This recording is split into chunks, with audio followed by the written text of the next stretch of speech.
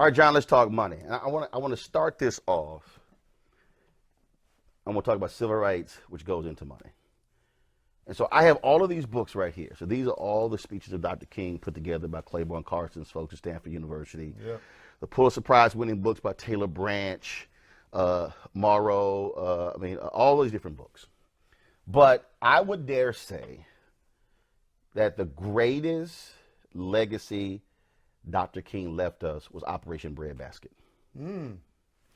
Idea came from Reverend Leon Sullivan. Yeah. Dr. King asked Sullivan to come talk to the incredible work in Africa. To come talk to the SCLC. Present board member for Ford, I believe, or GM. Presented the program. Yeah. Dr. King said, we're going to adopt this. It turns into Breadbasket. So Martin Depp, pastor out of Chicago, writes this book. Yeah. And it's called Operation Breadbasket, An Untold Story of Civil Rights in Chicago, 1966 through 71.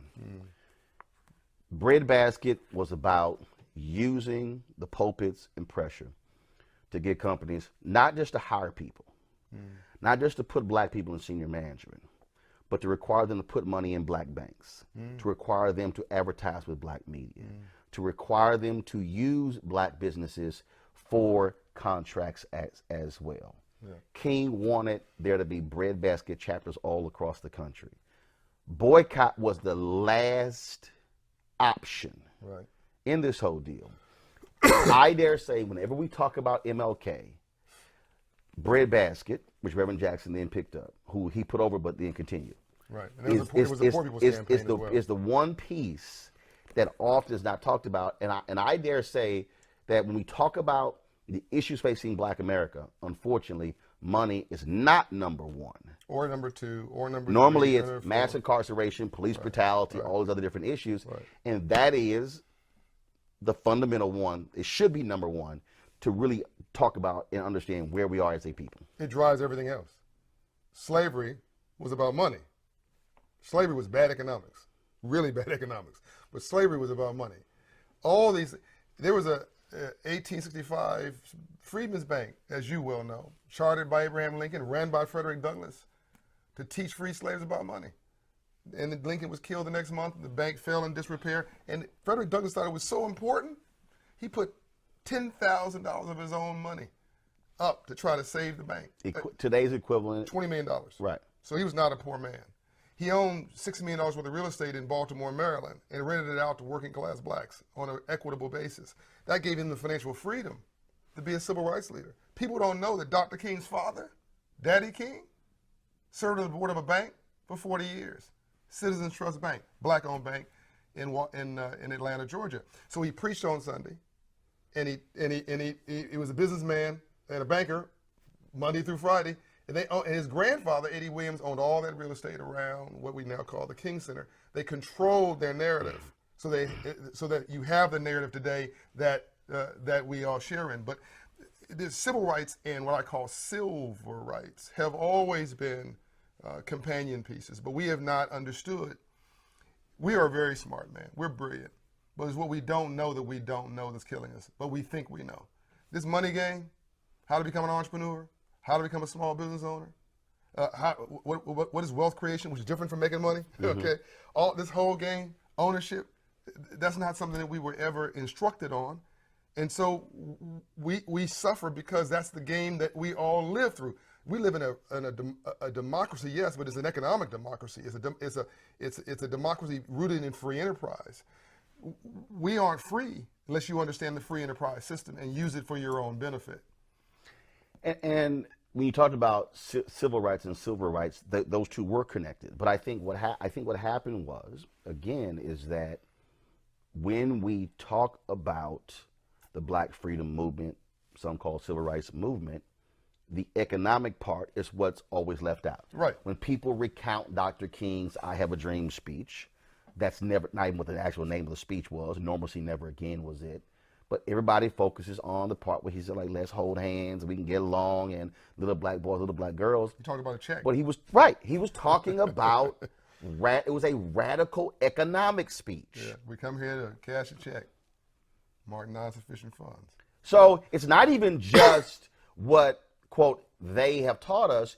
I have given King Day speeches and Black History Month speeches, and I say, stop talking about the dream part if you're going to ignore the top 2/3 of the speech. So our hero, Ambassador Andrew Young, in the civil rights movement, he and Dr. King would go into a town.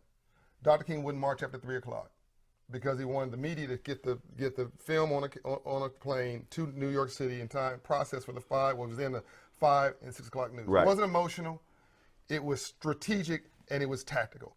And after they marched a while, because all those people were black folks in that town, after they marched for a while and shut down the economy, then he would say to Ambassador Young, he called him Andy, go put a business suit on, go meet with 100 business leaders behind closed doors and cut a deal to get the whites only signs down from those. Because it was all about, think about it, it was the soda shops and the soda and the department stores. It was the businesses that took those whites only signs down first, not business, not government. The businesses then forced the government to do the right thing because 100 business leaders told the mayor, enough of this stuff. They're black, I'm white, but the money's green, and we're suffering.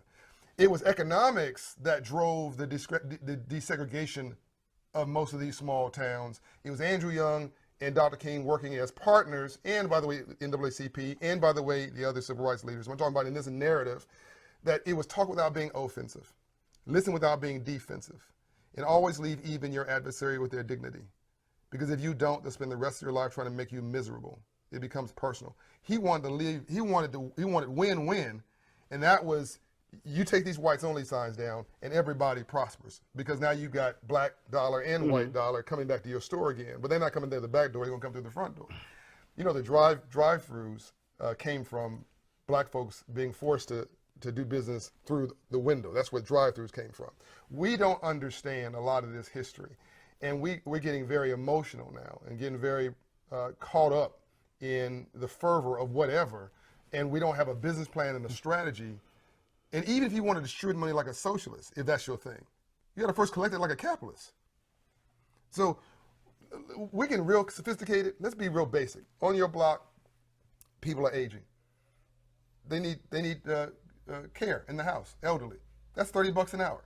Somebody can start a nursing care business. You don't need credentials. You don't need a bunch of certifications, and you can make $100,000 a year. Well, in fact, if you look at, and I would say probably the last 10 years, every month when the unemployment stats come out, the Bureau of Labor Statistics also releases where the job growth has been.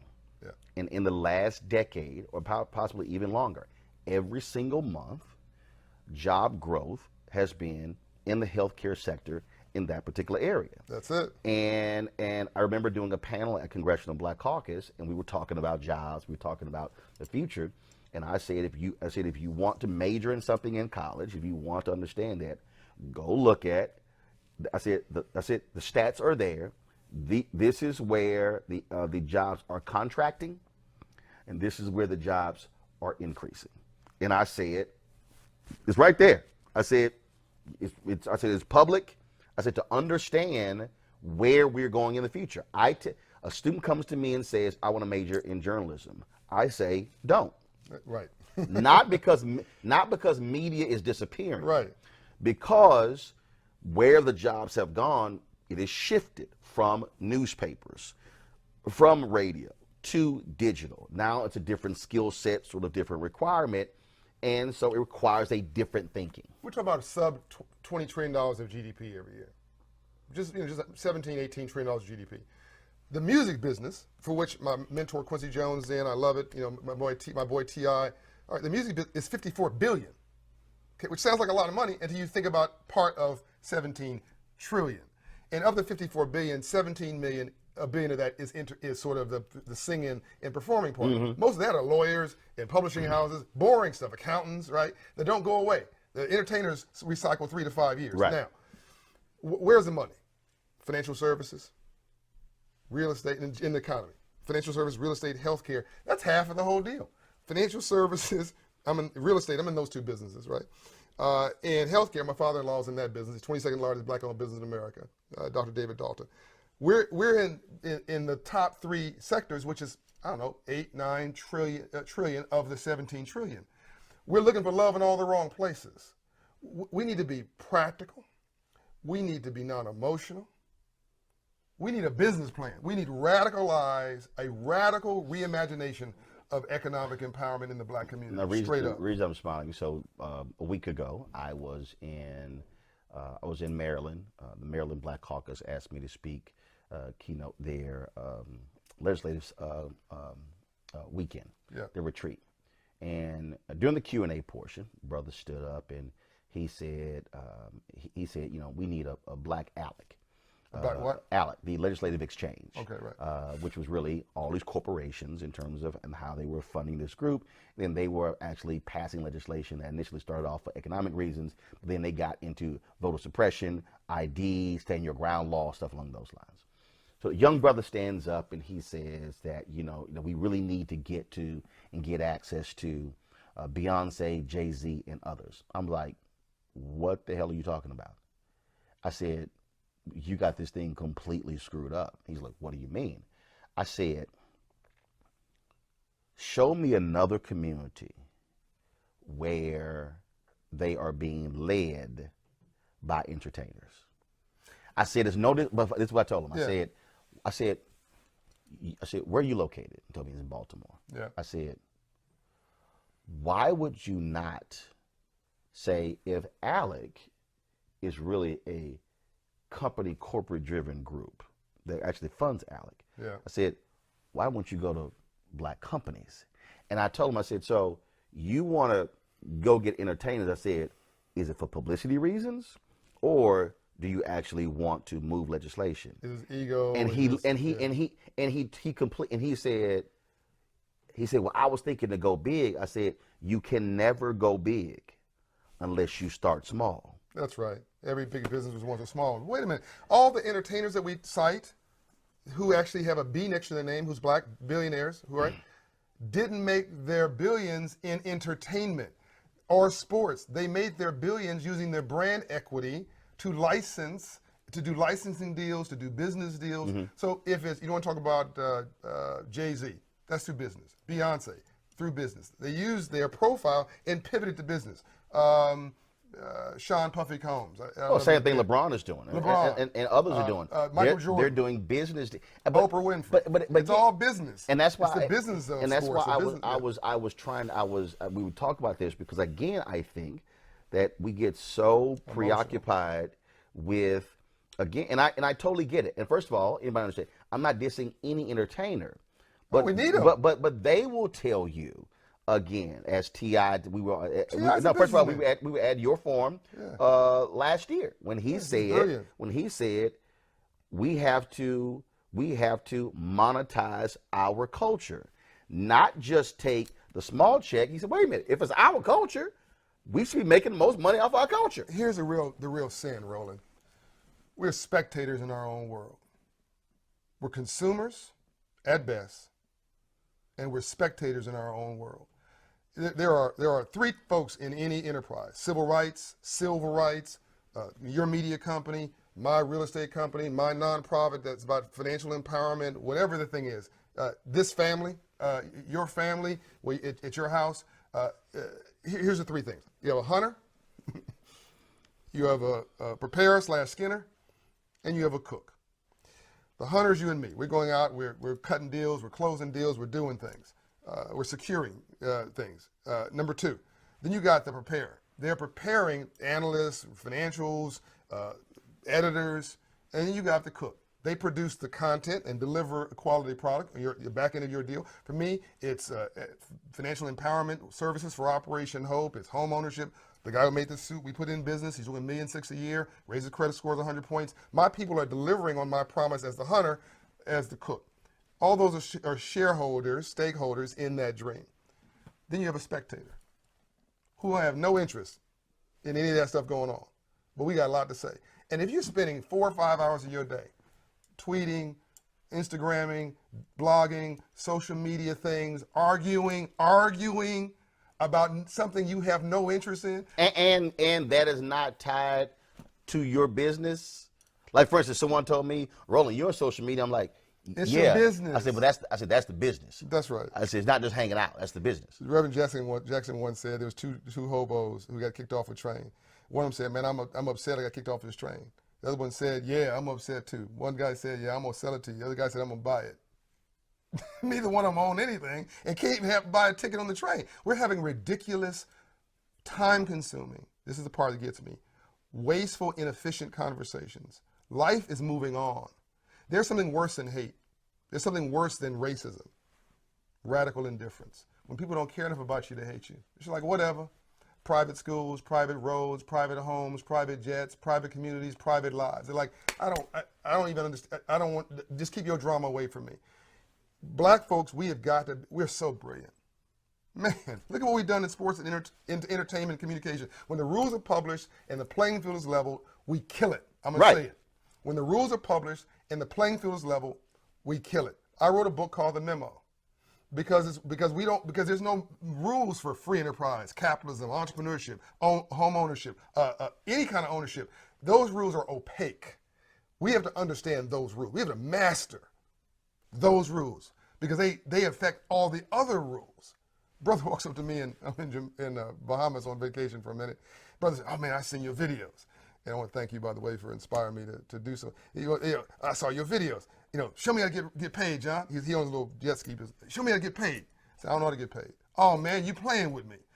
Come on now, show me how to make money. I really don't know how to make money. Now you mess with my head. I've seen your videos, John. I said, look, man, I can show you how to build wealth. I don't know how to get paid. I don't spend any of my time thinking about how a drug dealer can get paid.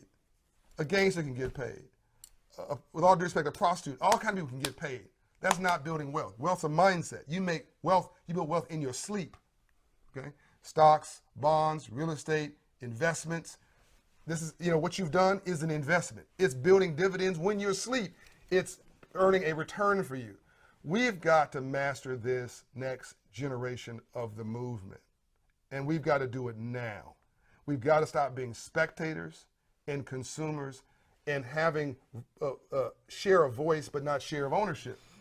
Well, and it's interesting because when you talk about that wealth state of mind. So the other book, and again, I'm doing it for a reason. I noticed you don't have my book there. I got your book. I'm messing with you. First of all, we previously had a conversation, so I already got your book. I'm messing with you. So you. this is Dorothy Cotton's book. So Dorothy Cotton's book is If Your Everybody Back's should Not actually Bent. read Letter from Birmingham Jail. Absolutely. From Dr. King. Yeah. The role of the citizenship education program in the civil rights movement.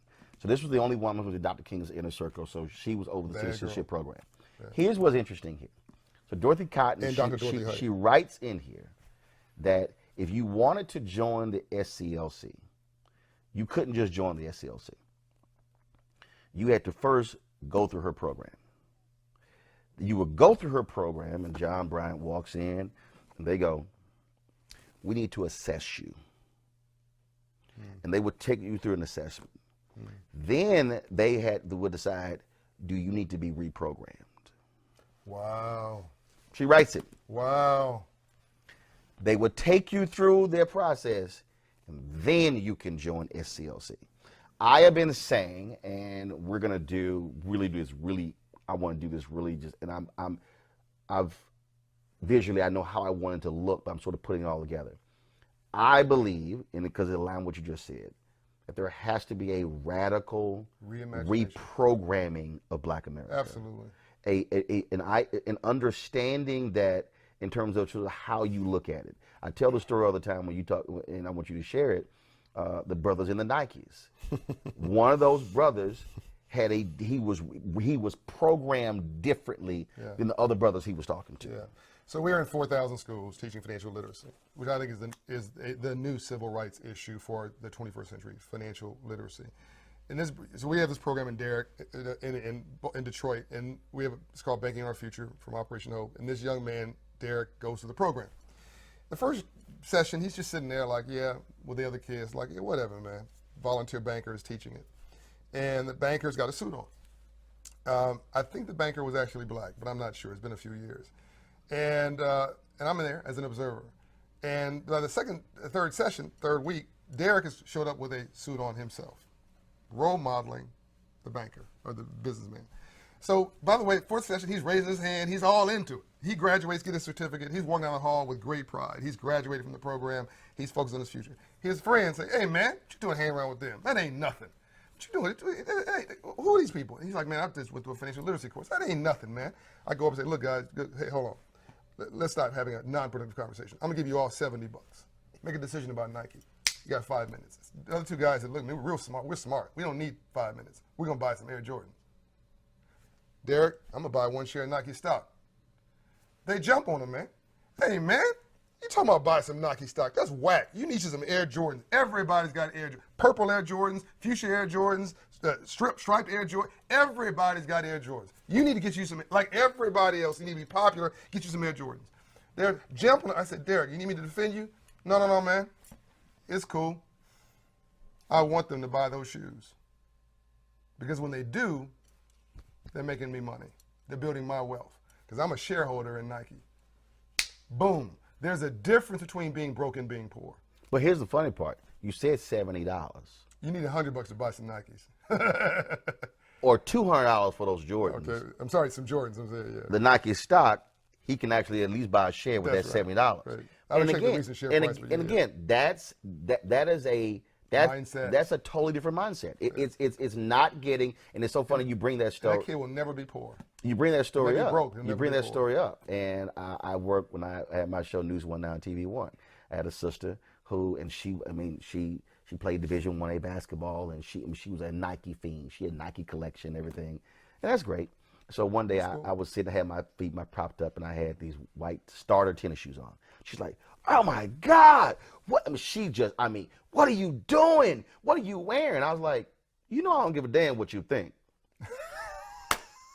I said, I don't give a damn what nobody else thinks. That's it. But then I said, let me explain to you how I got these. She was like, I said, I went to the Baltimore Ravens, Houston Texans game in Baltimore. Yeah. We were going to go, I said, Texans had me passes. I'm going on the field before the game.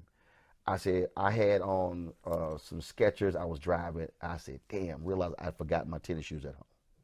So it's 10:30 in the morning. Yeah. Sunday morning.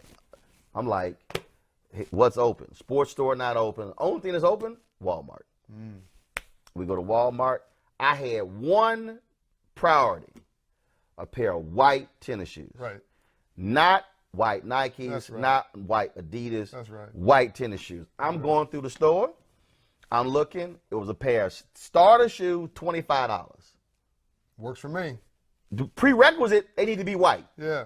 That's all I needed. Yeah.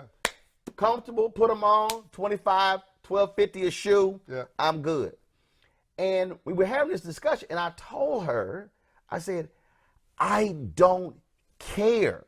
I said, I literally don't wake up and put clothes on and then wonder what the hell somebody else is thinking. I said, because I'm never going to spend $200 on a pair of shoes. I said, now, when I had to buy, and see, people think that, like, man, you just techie dude. Okay, which is true, because if y'all were sitting here, y'all would see, you know, the softbox lights, the portable lights. Oh, he's got the first all class. different cameras. Yeah, but here's what people don't realize. Because this is my business, every single one of these items is a write-off. That's right. So it's an adult toy. Right, but it Some pays, people pays a return. But it's a write-off that I'm using to build a business in order to get paid and generate wealth. And I'm like, guys, while you're asleep. So it requires a reprogramming to say, I don't give a shit what you think about what I'm wearing. Can you use that word? Yes, I can, because the show's called Roland Martin Unfiltered. No, I don't give a shit. I like, literally, and I've had this attitude since I was in middle school. I would tell students, I don't give a damn what y'all think, because I'm not here to impress you. Quincy Jones says, not 1 ounce of my self-worth depends on your acceptance of me. I say it's not what people call you, it's what you answer to that's important. And never, ever answer out of your name. And argue with a fool proves there are two. We have got to start writing our own narrative. We have got to start getting to the facts of the matter. Here's the fact of the matter. Here's a drop the mic moment on your show. We focusing on this, we focusing on that, we obsessed with this. We're spending hours of time focusing on somebody else's business. 41% of all African Americans, credit score below 620. I'm not talking about poor people. PhDs, advanced degrees, people with suits and ties. Half of folks basically watching your show, maybe because of his index, maybe 60% of folks watching your show have a credit score below 620. Why does that matter? Why? So you can't get a job without the corporation running a credit check.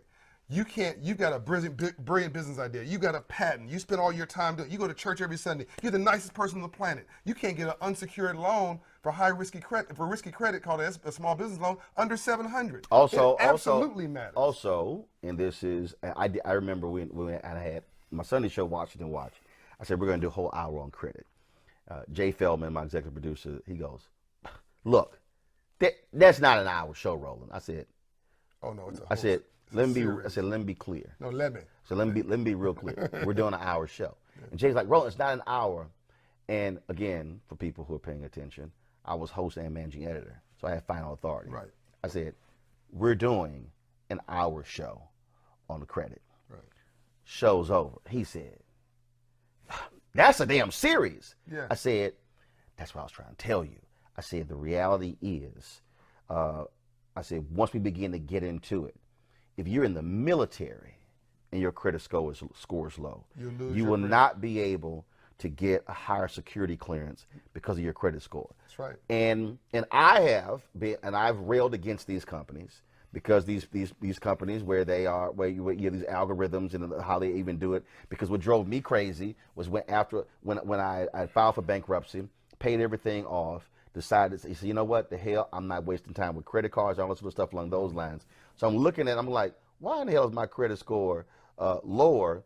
And so we did this show. They're like, oh, because they want you to buy stuff. They want you. And I was like, well, hell, I said, I already got my house. I already got my cars. I said, I'm not out here buying stuff.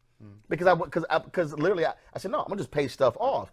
And as we went through this whole deal and we had the experts on, they were talking about how you need to understand the credit game and how it's being used against you and how you need to know to flip the script. And that was the piece that we really had a great conversation about. So we're raising the credit scores 120 points in 24 months. Nothing changes your life more than God or love than moving your credit score 120 points. Do you know that there's never been a riot in a 700 credit score neighborhood, Roland, in all of America's history? Black neighborhood, white neighborhood, Latino neighborhood, Asian neighborhood, Indian neighborhood. Never in all of America's history. Because 700 credit score neighbors don't riot, they go shopping. All of our problems, real talk now, are in a 500 credit score neighborhood. I didn't say racial, because you have white, poor, rural, who are 500 credit score. You have outside of military bases, all races, 500 credit score. And you have black and brown urban. Here's what you see in those neighborhoods. A check casher, next to a payday loan lender, next to a rent-to-own store, next to a title lender, next to a liquor store, next to a pawn shop, and a church down the street trying to make it feel a little bit better once a week. We call that unofficial therapy. We are reacting, we're not responding. It's ready, fire, aim, not ready, aim, fire. This is really modern slavery. It's Andrew Young quote, to live in a system of free enterprise and not to understand the rules of free enterprise must be the very definition of slavery. So what I'm trying to do, 4 million clients, $3 billion that we directed to these communities through the Freedmen's Bank Act of 1865 and moving that forward. Well, what I want to do is become the Starbucks of financial inclusion. I want to be everywhere, 10% of the banking sector, forcing them to get out of the no business and back into the yes business, because my mother's credit score is 876, which means she's not black, she's green. She goes to the computer, Roland, and whatever she wants, the answer is yes, at prime rates. No, and that's why, and stay right there, because when you talk about the 120 points, for the person, again, not understanding basic economics, we made it simple. That is the difference between, I'm going to use an example when I filed for bankruptcy.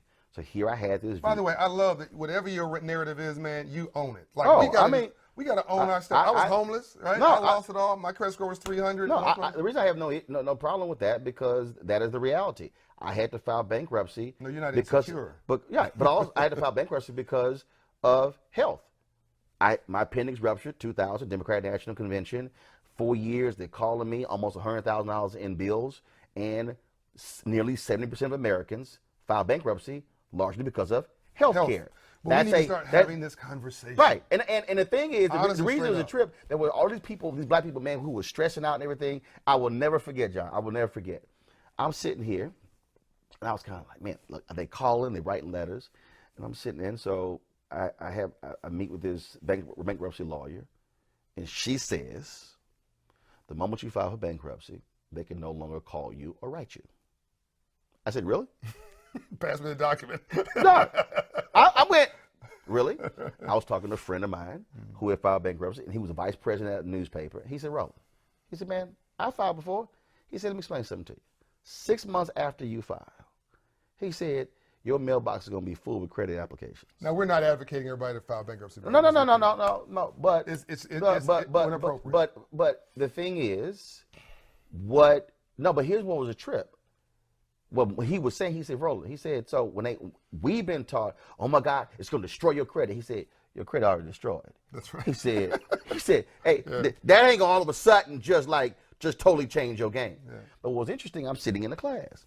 So I'm sitting next to this white guy. And this is his third time in there. And he's talking to me, and he's really telling me, oh yeah, we bought this and this and this and this and this, and jet skis and all this sort of stuff, and I gave it to my son, You have a head of state that's filed a couple times. All this sort of stuff. He said, yeah, and then I filed. And I'm listening to him. But John, here was the thing. I'm sitting in this room, and I'm looking at the white people in the room. And I'm looking at the black people in the room. And the black people in the room are stressed the hell out. I'm just sitting there looking at it. And I'm looking at these white folks in the room, and I don't see the same level of stress. Yeah. And when I started having a conversation, I began to understand why. What am I saying there? What did it for me was when she said, they can't call you, and then when she began to walk through it, I went, file. Unemotional, didn't stress me out, and people were like, oh my God, you filed? I was like, yeah, I'm good. Because my deal is, I understood the rules. I said, hold up, this happens. Yeah, I'm good. And look at you now. Because I wasn't stressed. But the key is for us, it's killing us. It's eating us up. And we're sitting here, I don't know what I'm going to do. And I'm like, y'all, to your point, it's a dude sitting in the White House. Here's a larger issue, okay? We don't really have time for this conversation. But America's 350 years enslaved, 150 years free. So for 300 years, our ancestors were told, you ain't nothing.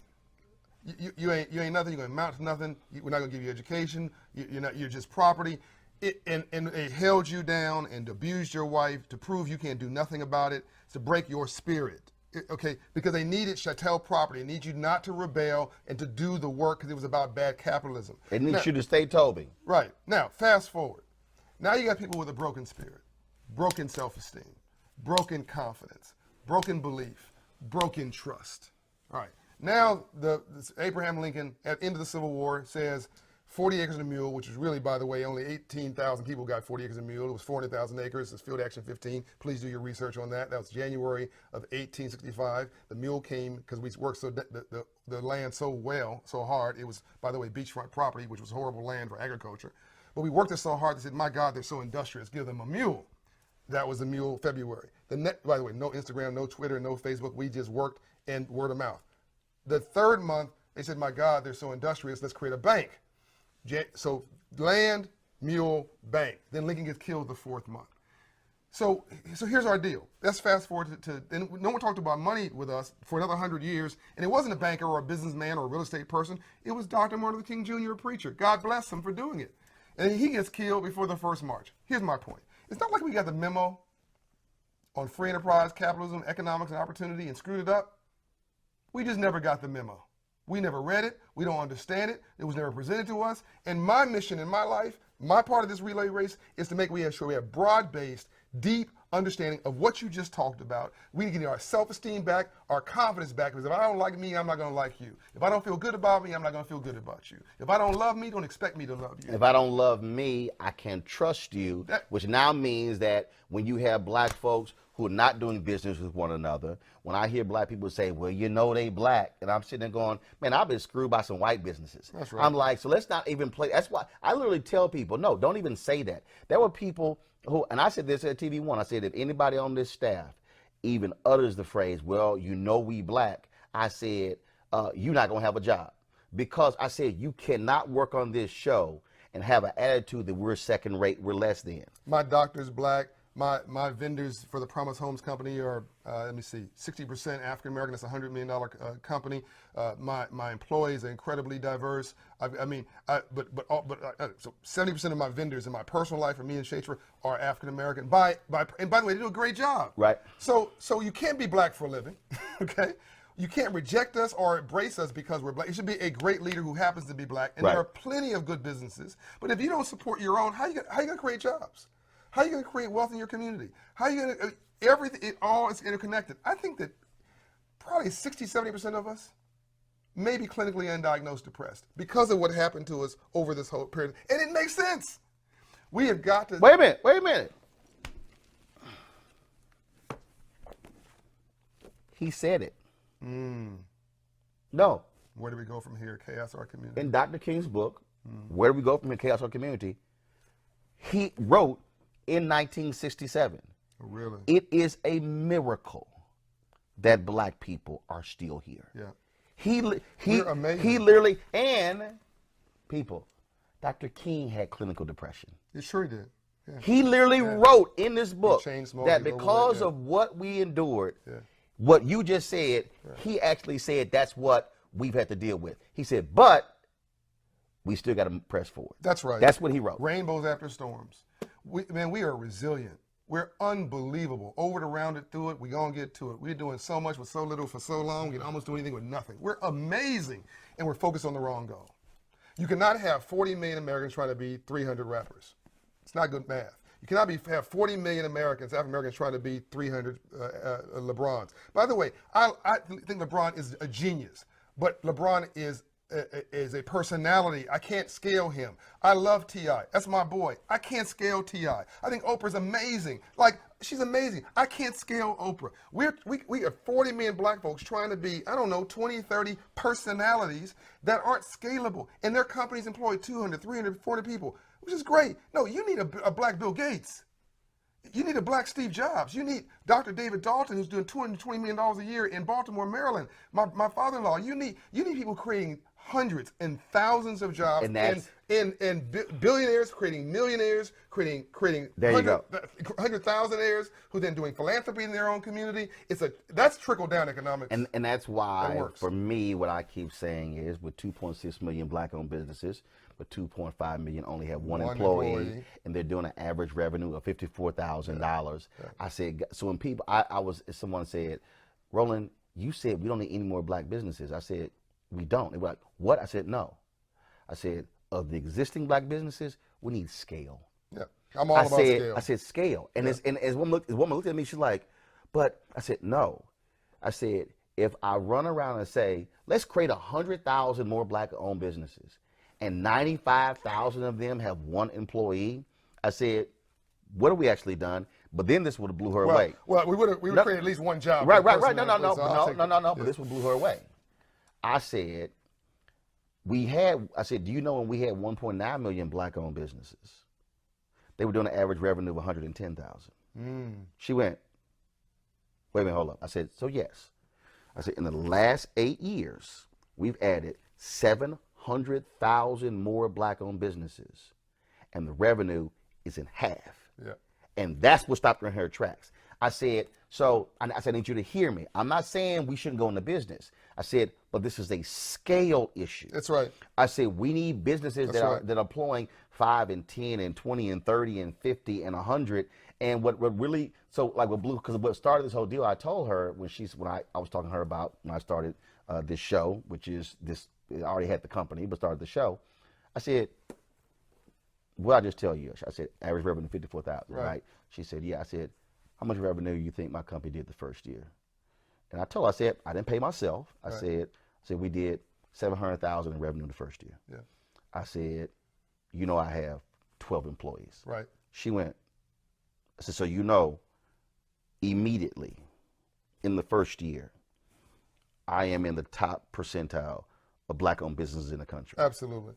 And I said, but it's scale. But to your point about working together, what I'm trying to build is a network that's not Roland focused, but that brings in, you said you can't scale Oprah or T.I. My deal is, how can I bring in other voices who don't have as large a platform as I do, bring them under the umbrella to help grow the business, and all of a sudden go from one show to 3 to 5 to 10 or more.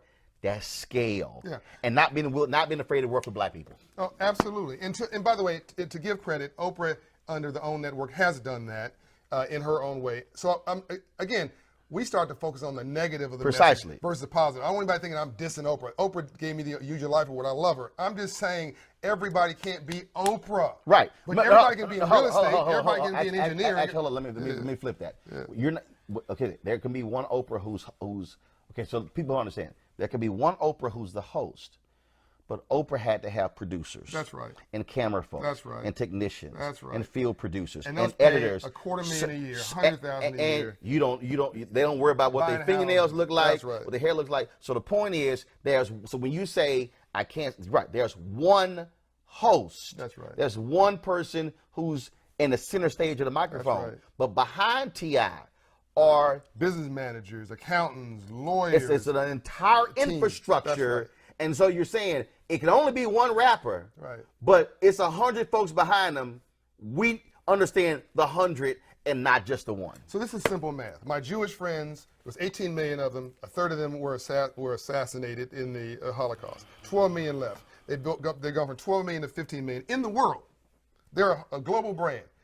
But they decided to go into industries that were broad-based. So now you have 15 million people going after accounting, finance, communications, all these different industries. So their funnel is like this. So that all of them get opportunity.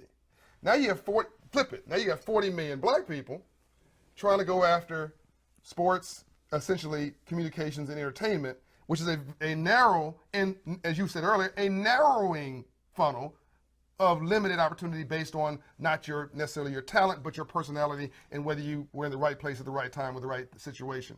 I just don't like those odds. I think that we need to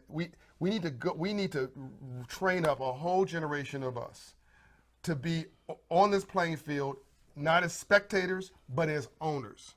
Own a lawn care shop. Own 10 of them. Own a daycare shop. Own 10 of them. You want to own a barbershop? Great. Let's get 10 of them. We need scale. Right. We need scale. And we need to understand this game. 2.5 years ago, I went into real estate, right? 2.5 years ago, from a dead stop. It's now a $100 million company. 303% growth in 2.5 years, and I don't even run it.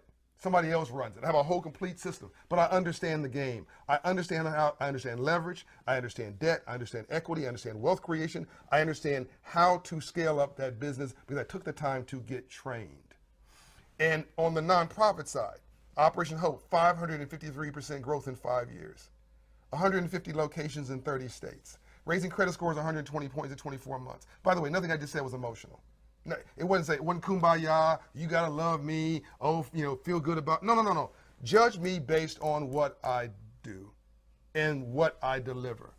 Then talk to my clients, talk to the 4 million people whose lives are fundamentally reshaped, who now see their lives, everybody sees themselves as a fisher with a fishing pole and fishing directions in a lake that's got some fish in it.